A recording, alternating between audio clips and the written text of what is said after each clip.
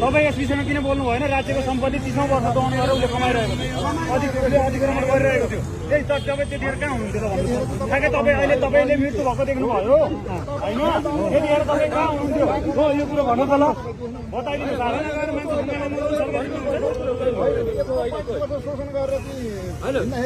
मैले भनेको मतलब के भन्दाखेरि छानबिन गर। तपाईँलाई यो बिल्डिङ के सुकुमासीको जस्तो लाग्छ, पिडी जस्तो लाग्छ?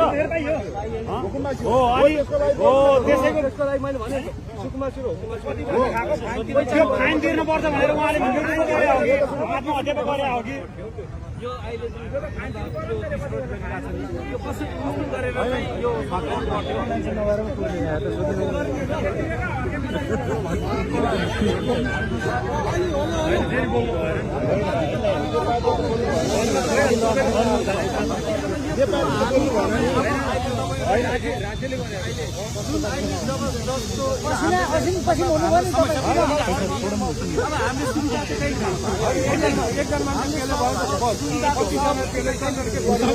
तपाईँलाई